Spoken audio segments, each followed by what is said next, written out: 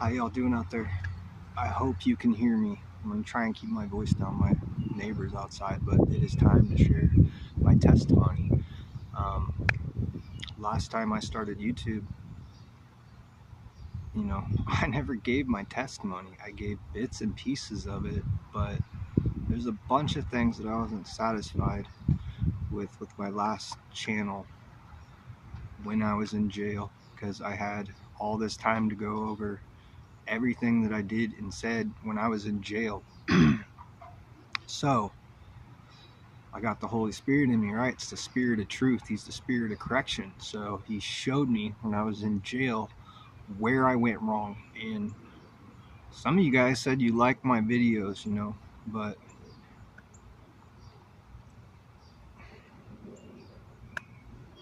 that's great. But I can do better. There's a bunch of things that maybe you missed that I did wrong. But God knows I was doing them wrong. And I didn't know it at the moment. I thought I was doing things right at the moment. And I was to some degree, but I want it 100%. 100%. Anything less, it's unsatisfactory. It's not good enough. So, without further ado, this is my testimony. This might take, I don't know how long it's going to take. It's going to take as long as it needs to take. Anyways, so this is my testimony, and I'm going to start from the very beginning. When I was first born, not born again, when I was first born, and then all the way through being born again, and where I'm at now, the whole thing, the best, to the best of my ability. So help me God. That God help me, come through me, let me speak the truth, the whole truth, and nothing but the truth. See, they used to do this in court back in the day. They don't make you say that anymore. I can't remember what they make you say, but it is not so help me God. And some people, when they say that, they don't actually mean it. So they say it and then they immediately breathe out nothing but lies. So it doesn't mean anything to some people, but it means everything to me. I don't want to lead anybody astray. I don't want to exaggerate even a little bit. It's got to be 100% true. That's one of my gifts, is I've got a good heart. I've got the Spirit of truth in me, and I take it very seriously. It's my life. It's my new life. Anyway.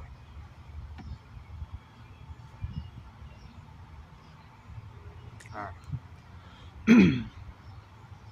So I was born 1982, 44 years old. I came from a pretty decent family, like middle class. We never went without. My dad had a good job and worked for the railroad. He was able to support the family single-handedly. I have two older sisters, one younger brother. My sisters are 10 and 7 years older than me, and my younger brother is 3.5 years younger than me.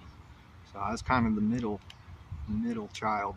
I was born Lincoln, Nebraska, dead center, middle of the country, in the heartland. And for the beginning of my childhood, I was born with a birthmark. I was born with a birthmark on my back. So I had a good childhood, and I know that because there's nothing really that sticks out of probably till I started going to elementary school. I forgot the timer so I can know how long this thing's going. So I want to keep them. I don't want to go over half an hour, and half an hour is even too long per video, because I just know how some people's attention spans out there, they don't have a good attention span. Is like a hard thing to come by these days, it seems like. So I don't want to overdo it, but those that hear this message and want to hear my testimony, they'll watch the whole thing. But so I guess it doesn't matter what their attention span is. You're gonna watch it if you want to watch it. If it speaks to you, if you hear God coming through me and you want to listen to it, you're gonna watch it. So okay, so childhood is pretty good. Never went without. It's a pretty happy childhood until probably about the time I know when things when things change from being a happy child to where I really don't remember too much. So it had to be pretty good. But when I do start remembering things, I can nail it right to the day.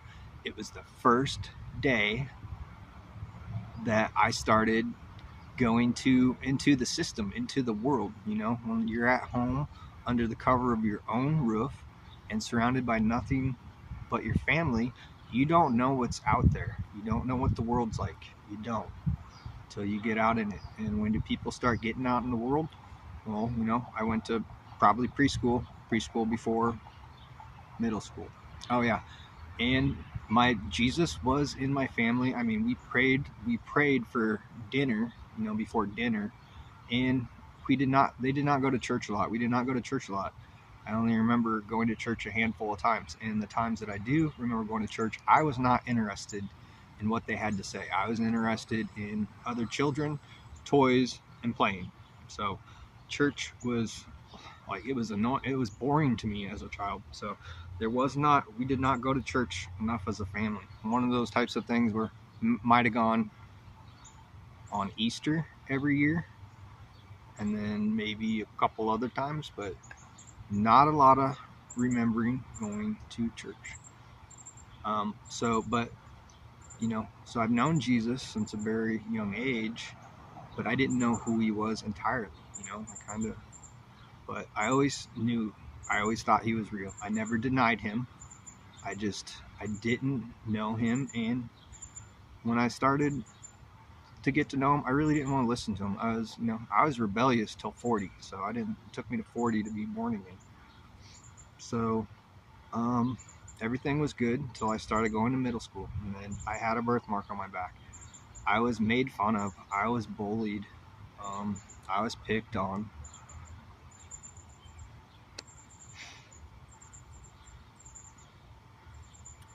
So I got a good taste of what the world was like then.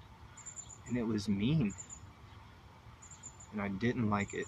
So that's when I was unaware of it at the time, but that's when Satan started his work on me. So, and the more I got to see the world for what it is, I blamed everything on God or Jesus. I couldn't believe that there would be such, if there was such this good, benevolent God, why he would let such awful things happen. But because I kind of always forgot there's another, there's another spirit. There's another character out there that's, responsible for the way the world is. But I blamed God for everything for the longest time until I was 40. Anyway, so yeah, started at 6, where the distance between me and God began to grow, and it just continued to do so. And it's not that I didn't acknowledge his existence. I did. I didn't want to hear it, and I was kind of upset with him. I didn't understand anything. I didn't know the word of God. I didn't know how everything worked exactly.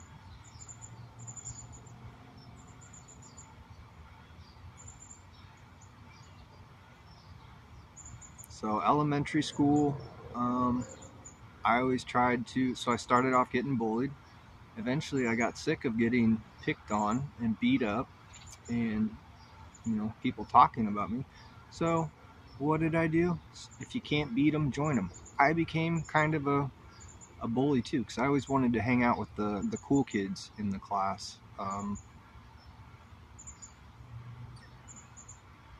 Trying to be something that I'm not, and I thought I had a lot of friends in elementary school, and then once I moved to middle school, I kind of started seeing people's true colors. So I kind of went a different way than the crowd that I was hanging with. I started hanging with I don't even know what to call them, the kind of hippie people, the people that like to smoke pot. I was into rock and roll, like Pink Floyd, Led Zeppelin, Jimi Hendrix, the Grateful Dead, all that type of stuff. Pop culture. I was into pop culture. I was going along with the crowd because, like I said, I was tired of getting picked on. I was a sheep. Yes, I was a black sheep. I was a black sheep in my family also. I've always stuck out. So, oh, and when I started getting bullied, I started hating myself. I started hating my body, and I started hating God. I didn't understand, all these other kids seem to have normal lives, you know, and I had a, you know, I just didn't like my body. I didn't like my birthmark, and it was my whole back. So kids would call me things like werewolf boy, and I used to get made fun of a couple times. People thought it was like my birthmark kind of stuck out of the top of my shirt. So like kids thought I was not washing properly. Like they thought it was dirt. Man, that would have been really bad. That would have been a lot of dirt build up. But anyway, so I started hanging out in middle school with not good people. I picked up smoking pretty young. I don't know how old I was when I started smoking cigarettes. 11.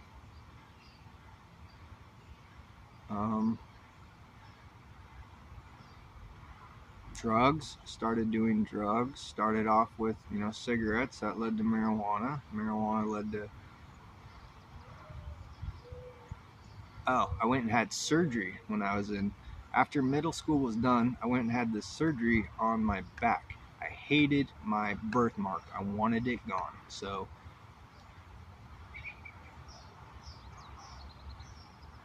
and throughout my life, I had to go, to get my back checked out on a regular basis because I guess it was potentially going to turn into some kind of cancer or skin cancer or something. So the doctors I had to go in like once a year for them to just check out my back and make sure it wasn't getting any darker. But anyway, the opportunity came along to have a surgery to remove my birthmark and get a skin graft to cover my back. So as soon as that popped up, I was like, yes, let's do it. So I did that. Well, that led to getting addicted to painkillers. And then it just, the floodgate opened. And then it was hallucinogenics, acid, mushrooms, anything that I could get my hand on. And then, throughout high school, it was pretty much like that too. I didn't get bullied too much in high school, but I was very withdrawn. I kept to myself. I internalized things. I forget what the word is. I wasn't outgoing. It was the opposite of outgoing. I was quiet. I didn't talk a lot.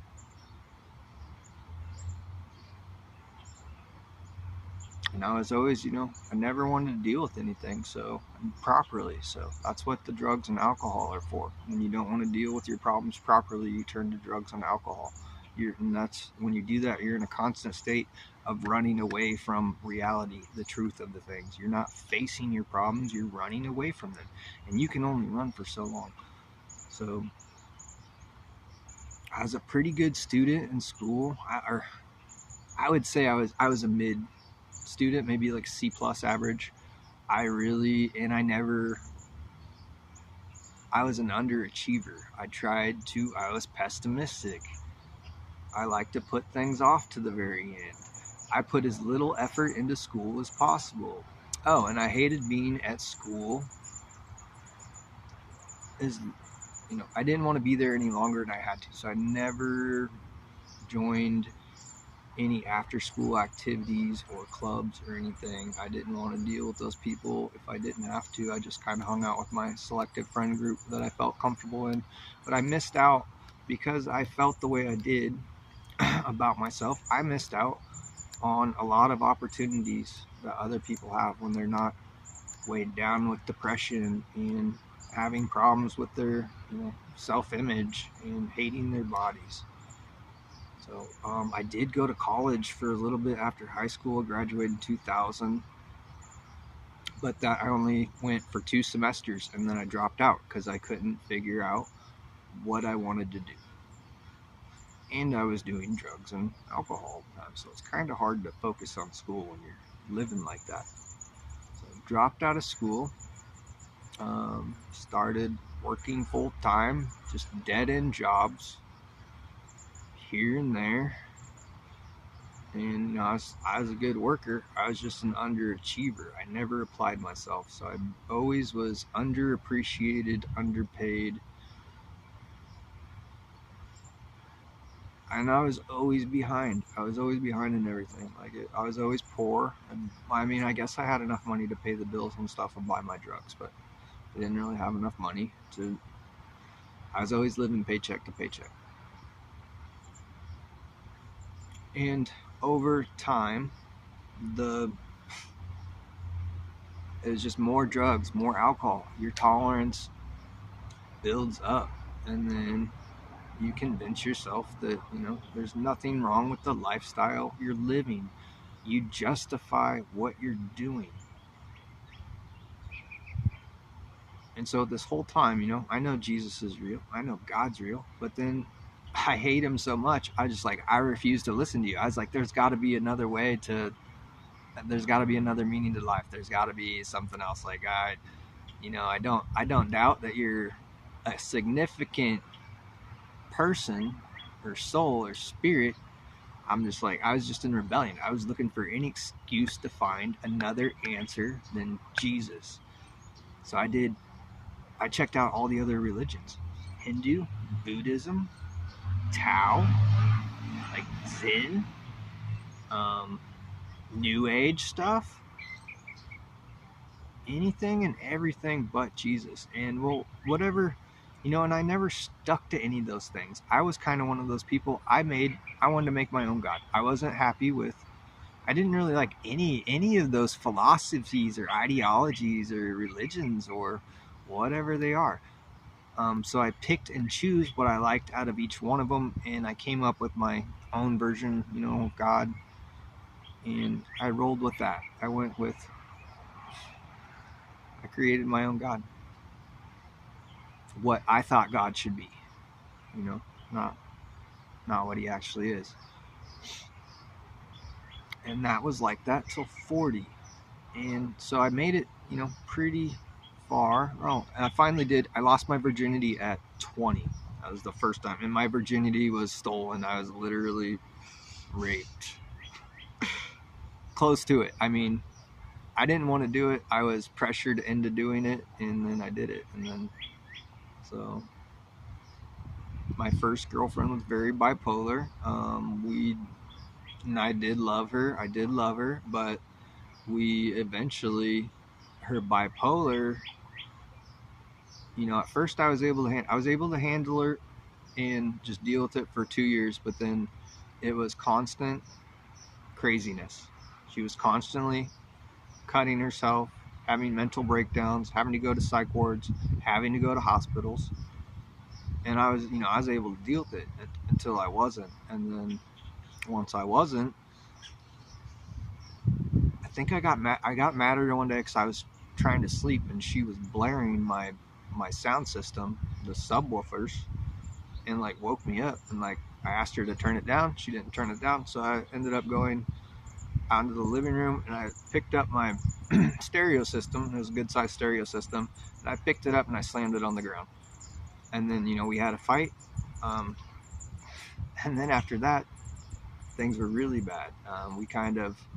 I went over to my parents to get some distance, and while I was over there, one night, because you're supposed to separate, right? When you get into an argument with someone, you separate until you calm down, cooler heads prevail. So I did that. And one night, she called my best friend, and my best friend came over I think he showed up. This time he showed up. So my best friend just happened to show up when I was gone, and she let him in. Well, one thing led to another. She starts talking to him, and then that leads to, now they're together. They slept together that night.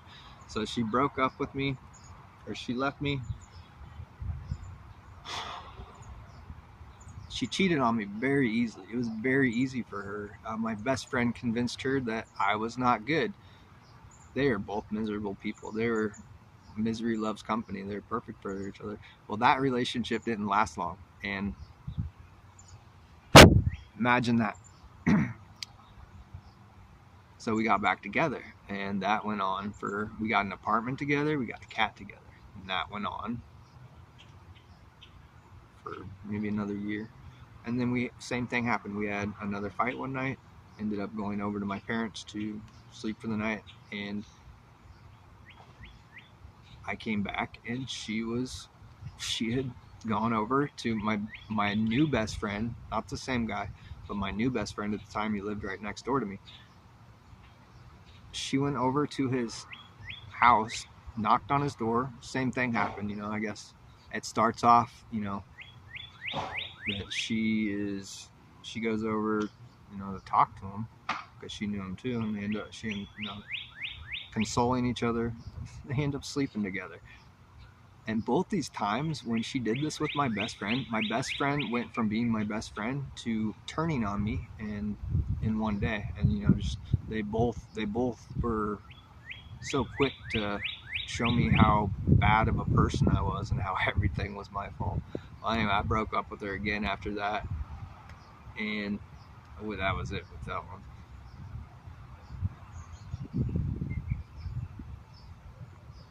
Man, my second girlfriend wasn't very good either. She was about the same as the first. Oh, and both of my girlfriends, first, they both had a common theme. Why they were so mentally unstable. They were raped as little children.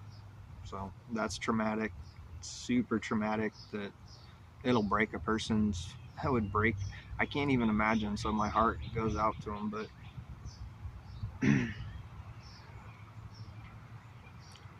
third girlfriend was a keeper. She was a keeper. She was the best one in my life. We dated for a couple years. We lived together, but I was interested in things.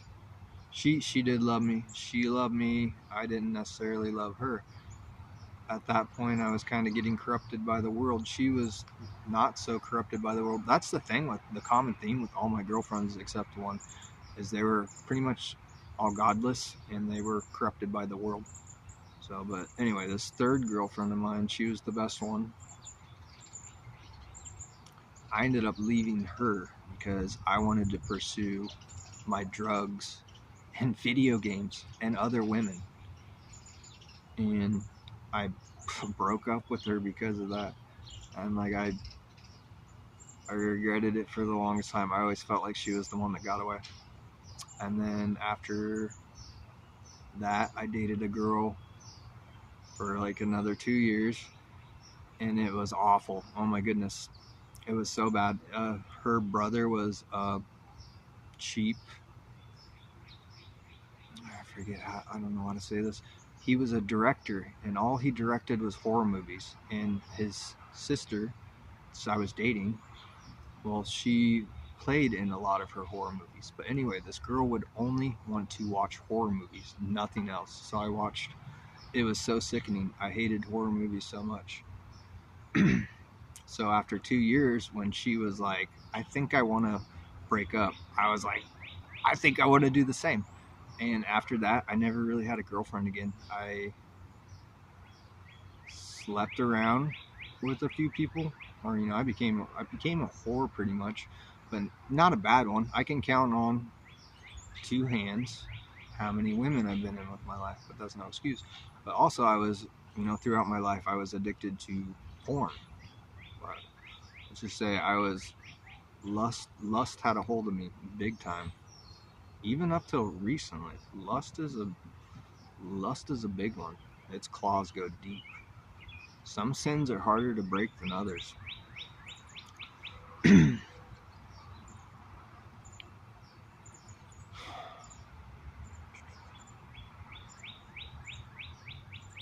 think it was around 30. Around 30, I ended up moving into, my dad had some rental properties, and he had one that had been vacant for like 10 years, and I ended up moving into that one.